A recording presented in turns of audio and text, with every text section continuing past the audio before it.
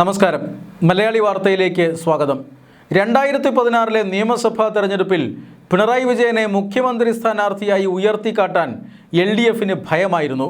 കാരണം പിണറായി വിജയനെ എടുത്തു കാണിക്കുന്നതുകൊണ്ട് അർഹിക്കുന്ന വിജയം നഷ്ടമാകുമോ? കാരണം സോളാർ കേസ് ഉൾപ്പെടെ ചർച്ചയായി ഉമ്മൻചാണ്ടി സർക്കാർ വലിയ പ്രതിരോധത്തിൽ നിൽക്കുന്ന കാലഘട്ടമാണ്. എന്തായാലും LDF അധികാരത്തിൽ വരുമെന്ന് എല്ലാവരും ഉറപ്പിച്ചിരിക്കുന്ന സമയം. എന്നിട്ട് പോലും പിണറായി വിജയനെ മുഖ്യമന്ത്രി സ്ഥാനത്തേക്ക് ഉയർത്തിക്കാട്ടാൻ LDFോ CPMോ തയ്യാറായില്ല. അതിൻ്റെ ഏറ്റവും പ്രധാനപ്പെട്ട കാരണം മറ്റൊന്നുമല്ല, VS ഫാക്ടറാണ്. ജനകീയനായ VS അച്യുതാനന്ദൻ ഒരു ഭാഗത്ത് നിൽക്കുമ്പോൾ എങ്ങനെയാണ് അതിൻ്റെ വശത്തുകൂടി ഓവർടേക്ക് ചെയ്ത് മറ്റൊരു നേതാവിനെ പ്ലേസ് ചെയ്യുക എന്നത് വലിയ ഒരു ബുദ്ധിമുട്ടായി മാറി. അതുകൊണ്ട് CPMനും LDFനും പിണറായി വിജയനെ മുഖ്യമന്ത്രി സ്ഥാനാർത്ഥിയായി പ്രൊജക്റ്റ് ചെയ്യാൻ കഴിഞ്ഞില്ല. പക്ഷേ അവർ തീരുമാനിച്ചിരുന്നു, വിജയിച്ചു കഴിഞ്ഞാൽ മുഖ്യമന്ത്രിയാവുക പിണറായി വിജയൻ തന്നെയാകുമെന്ന്.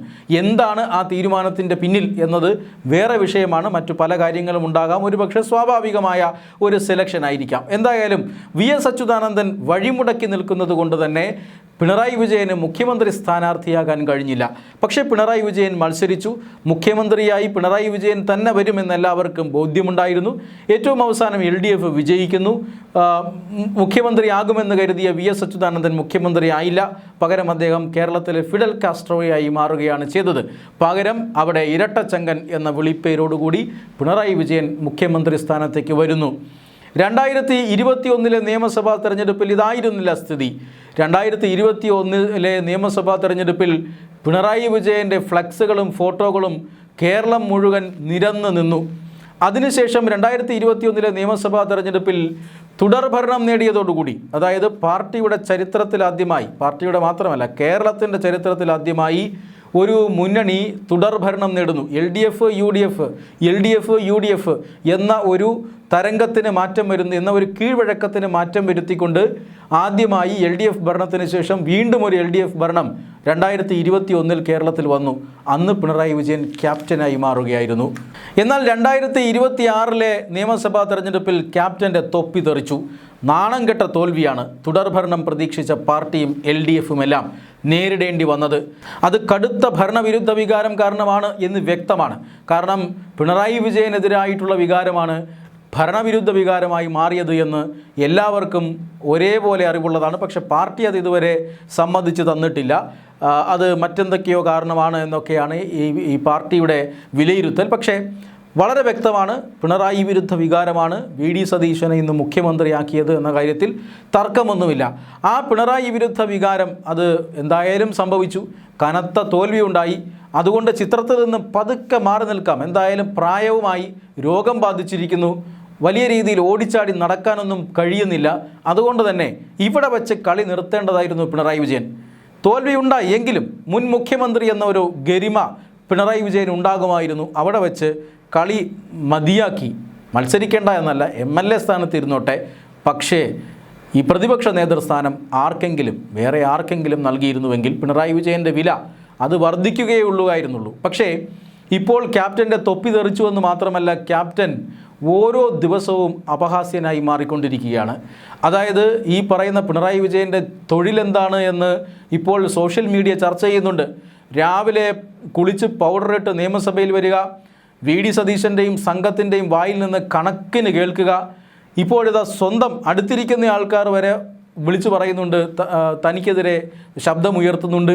അതിനുശേഷം ഈ നിയമസഭയിലിരുന്ന് തേഞ്ഞൊട്ടുക, അതിനുശേഷം തിരികെ വാക്കൗട്ട് നടത്തി വീട്ടിൽ പോയിരിക്കുക. ഇതാണ് ഇപ്പോഴത്തെ പ്രതിപക്ഷ നേതാവ് പിണറായി വിജയൻ്റെ ഒരു ദിനചര്യ എന്ന് പറയുന്നത്. ഇങ്ങനെ പോകുന്ന പിണറായി വിജയൻ ഓരോ ദിവസവും മാനം കെടുകയാണ്. അതുകൊണ്ട് തന്നെ പിണറായി വിജയൻ്റെ ഈ നേതൃത്വത്തിൽ മുന്നോട്ട് പോകാൻ കഴിയില്ല എന്ന് CPM നേതാക്കൾ വിലയിരുത്തിയിരിക്കുന്നു. കാരണം കഴിഞ്ഞ ദിവസം നമ്മൾ കണ്ടതാണ്, VD സതീശൻ്റെ നേതൃത്വത്തിൽ UDF മന്ത്രിമാരും UDF MLAമാരും വാരി അലക്കുകയാണ് LDF സംഘത്തെ. രാഷ്ട്രീയമായി നാണം കെടുത്തുന്ന ആക്രമണം. സത്യത്തിൽ പ്രതിപക്ഷമാണ് ഭരണപക്ഷത്തെ ആക്രമിക്കേണ്ടത്. നിയമസഭയിൽ ഭരണപക്ഷമാണ് പ്രതിരോധത്തിലാകേണ്ടത്. പക്ഷേ ഇവിടെ സംഭവിക്കുന്നത് നേരെ മറിച്ചാണ്. രാവിലെ മുതൽ ഭരണപക്ഷം വളരെയധികം ആവേശത്തോടു കൂടി പ്രതിപക്ഷത്തെ ആക്രമിക്കുകയാണ് നിയമസഭയിൽ.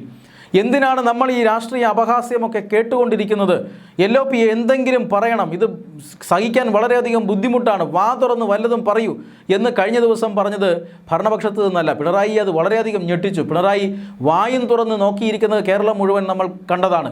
അതായത് KM ബാലഗോപാൽ എന്ന CPM-ൻ്റെ നേതാവ് തൊട്ടടുത്തിരിക്കുന്ന സഹ MLA ആണ്, സ്വന്തം മുന്നണിയിലെയും സ്വന്തം പാർട്ടിയിലെയും MLA ആണ്. പിണറായി വിജയനോട് മിണ്ടാതിരിക്കാതെ വല്ലതും വാ തുറന്ന് പറയൂ എന്ന് നിയമസഭയിൽ പറഞ്ഞത്. ഉടനെ പിണറായി വിജയൻ എണീക്കുകയും വാക്കൗട്ട് നടത്തിയതായി പ്രഖ്യാപിക്കുകയും ഒക്കെ ചെയ്യുന്നത് നമ്മൾ കണ്ടതാണ്. അതേ സഭയിൽ തലയിൽ കൈവച്ചിരിക്കുന്ന രാജനെ നമ്മൾ കാണുന്നുണ്ട്, CPI നേതാവ് രാജനെ നമ്മൾ കാണുന്നുണ്ട്. മൂക്കത്ത് വിരൽ വെച്ചിരിക്കുന്ന സ്വന്തം മരുമകൻ PA മുഹമ്മദ് റിയാസിനെ നമ്മൾ കാണുന്നുണ്ട്. തല ഉയർത്താൻ കഴിയാതെ തല കുമ്പിട്ട് താഴേക്ക് നോക്കിയിരിക്കുന്ന സജി ചെറിയാനെ നമ്മൾ കാണുന്നുണ്ട്. ഇങ്ങനെ പ്രതിപക്ഷ ബെഞ്ചിനെ മുഴുവൻ പിണറായി വിജയൻ നാണം കെടുത്തുന്നു. പിണറായി വിജയൻ ഒരു അക്ഷരം മിണ്ടുന്നില്ല. പ്രതിപക്ഷ നേതാവ് എന്ന നിലയിൽ പ്രകടനം അതീവ മോശമായി മാറുന്നു.